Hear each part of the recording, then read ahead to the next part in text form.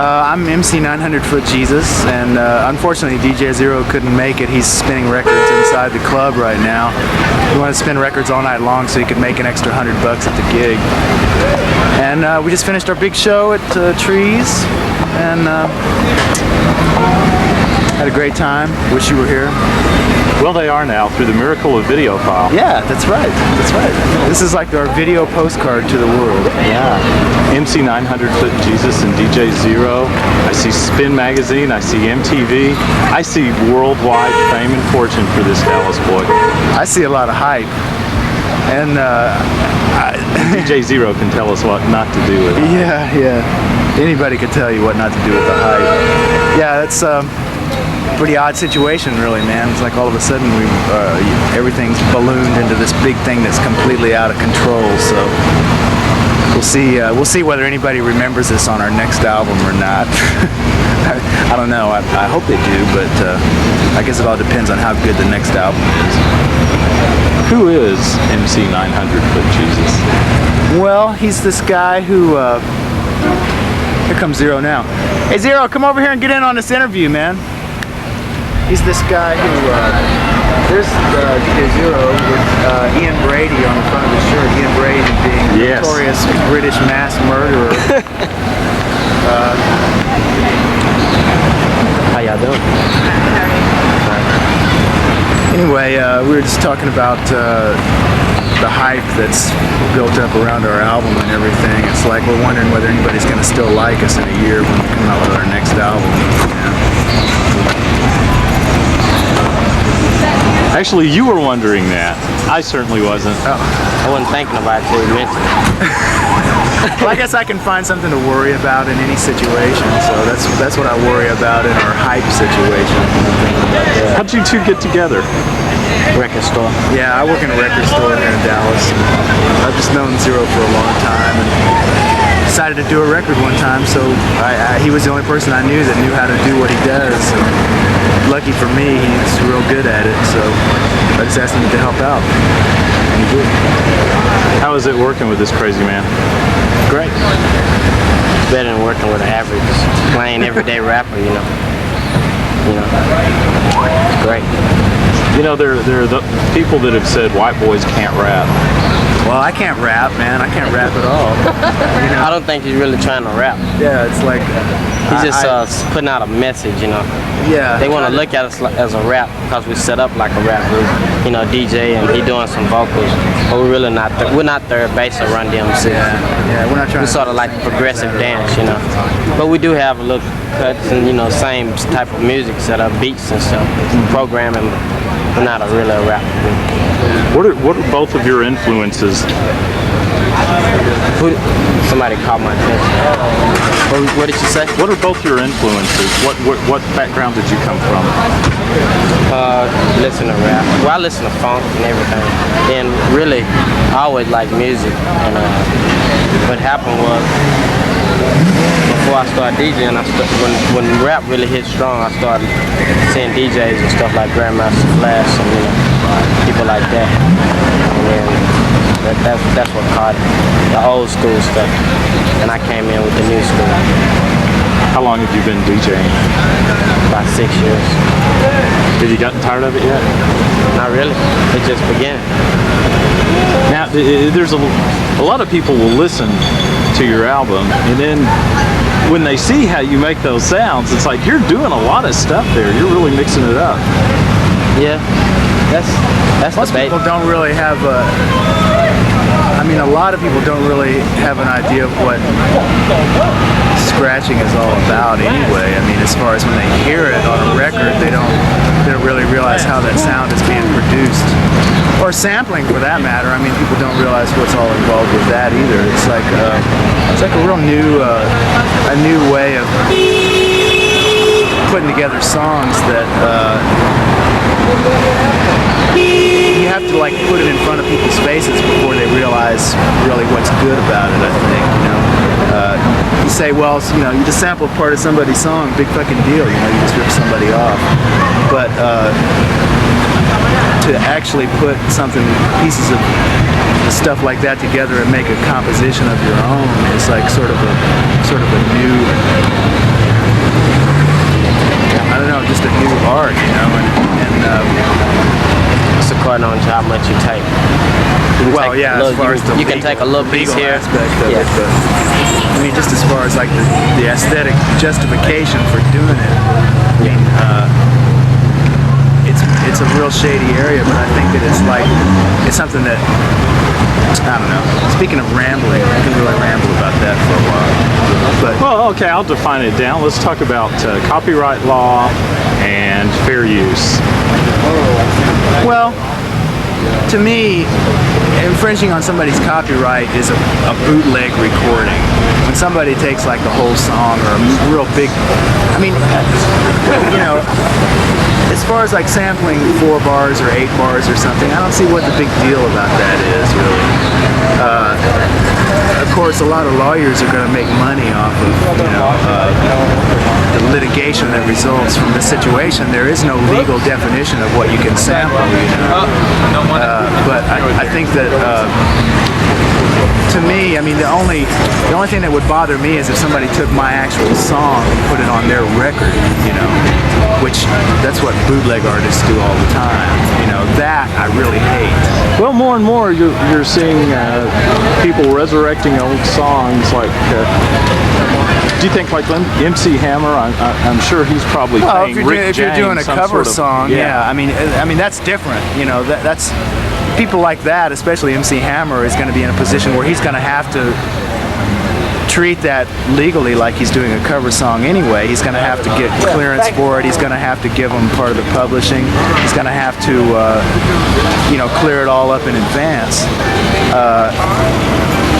And like Ice-T did that song "I'm Your Pusher Man." I mean, he had to credit Curtis Mayfield for doing that, right? But and De La Soul doing using Knee Deep for Me, Myself, and I. You know, they used a major portion of that song.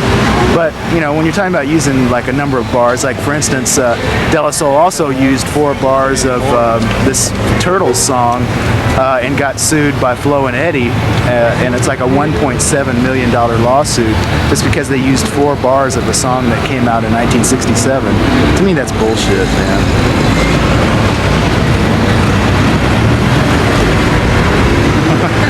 Okay, give me the Mark Griffin biography.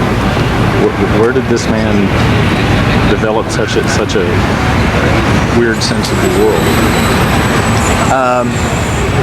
Well, I don't know. It's a good question. I mean, I've traveled a lot, you know. I never lived anywhere longer than a couple of years when I was growing up, so I didn't develop any real Air Force brat? Army brat. I didn't develop any real close ties with any places or people, you know, except for my family. I think it sort of made me see society and from sort of maybe a little bit more objective viewpoint, you know, where you travel around and get in so many different little social groups over and over again. You begin to see patterns in the way people relate to each other, and also patterns in the way that you relate to whatever group you're in. I think that has an influence on my music, but I don't know if I could really put my finger on why, other than the fact that I try to transcend patterns, expected patterns in the stuff that I do, maybe. What other music have you done prior to? Oh, just all different kinds of stuff. I mean, I was brought up playing trumpet, you know. My big inspiration when I was a kid was Herb Alpert, and then I've just played guitar and keyboards and trumpet in various bands, funk bands and psychedelic bands and power pop bands, and you know, all the types of things that would completely make me lose my credibility for what I'm doing now. But I'm doing something that I really like, so you know, I'm just going to keep on doing it until I get tired of it. How would you describe your music? It's been given some hyphenated labels all over the place. Yeah, it's a type of music that you really have to hyphenate it to the point of, to a ridiculous degree, because there's a lot of different elements that go into it. You know, it's put together in a rap type structure, but there's a lot of jazz influence. There's a lot of maybe industrial influence, just sort of in a subtle way, I think. There's African influence.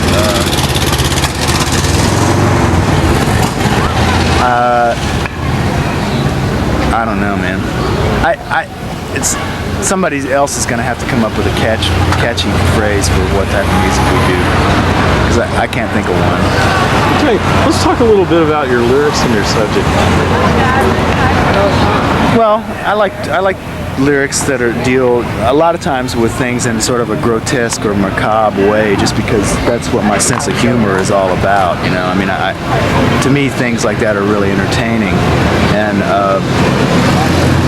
but at the same time, I like to maybe approach things from a very realistic standpoint, you know, because I try not to, I don't know. That's another thing that's real hard to talk about without, you know, sounding real pompous. I just try to be real, but grotesque at the same time, you know. Is that possible? Yeah, sure. I mean, that's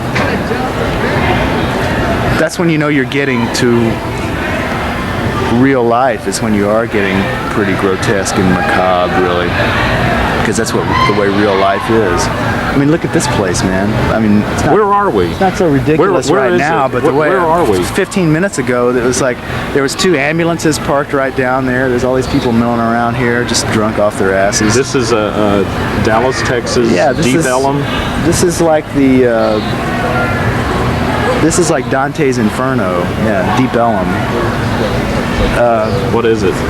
It's like it was like a little cool area that's just kind of completely mushroomed into hell on earth. When you come down here, if you can find a place to park, you're lucky right off the bat. And there's just there's millions of people. There's like and it's just a really crazy juxtaposition of like Dallas money and trendy alternative lifestyles at the same time, you know. Yeah, I mean, you got, look at all these buildings are also run down and everything, and then you know, you got all these like Jaguars and Mercedes parked out in front of them and everything. I mean, well, I can't point any out right now, but apparently they all, well, Deep Ellum Cafe already closed, so they all, but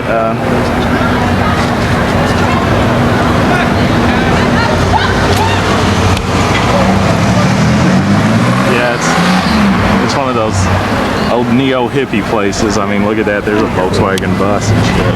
yeah, well, that's the type of vehicle that belongs to it. That and this one right here, see? Yeah, now that's a car, you know. I mean, if it was daytime, you could really see the seats are all torn up. You know, you wouldn't see LL Cool J driving around in a car like that. No, probably not. Well, you probably won't see me driving around in it for much longer, actually. I don't think it's going to last very much longer. How long have you had I want to that make car? a video about this car. I've had it since 1977. I bought it when it was 2 years old. It was the first automobile that I ever bought. Oh, and my goodness.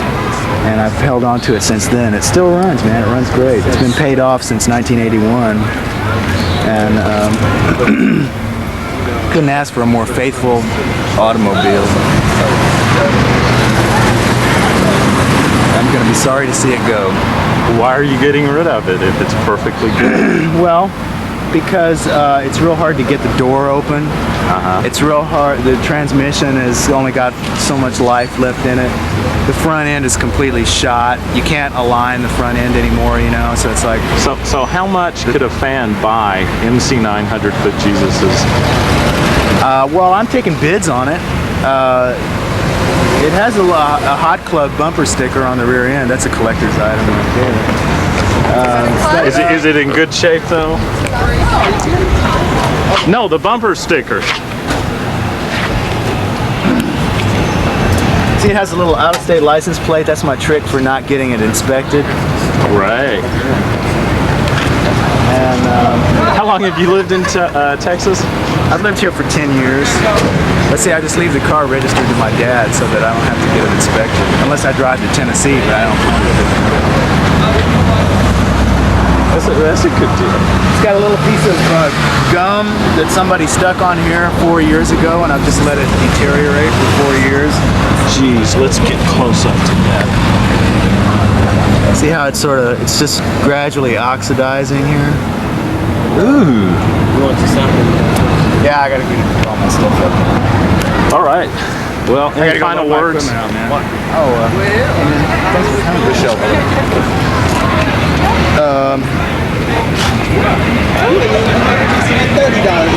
I did. Well, I hope whoever sees this likes our show. That's my final words. That's what you want to stop. All right. What do you think you'll be doing 10 years from now? Hi. I'll probably be doing something pretty similar to what I'm doing now.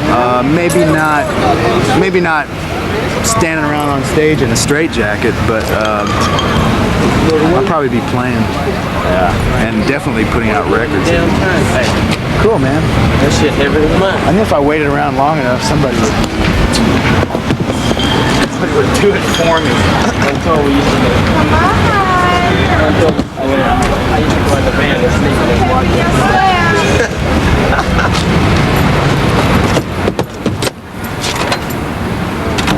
Yeah, here's a good part right here.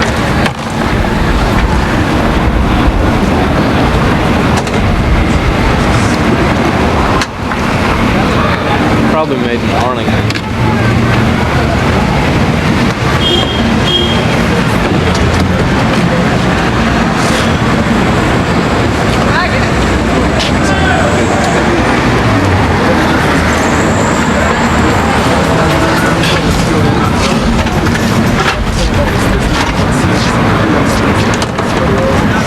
Gotta get my tape deck.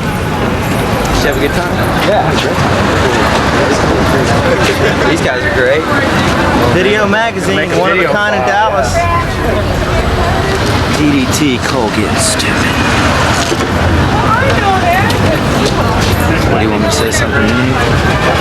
Well, John F. Kennedy was killed in Dallas, and 20 years later, the dead Kennedys played in Dallas at the Hot Club, and their opening act was the Assassins. You figure it out. See you on TV.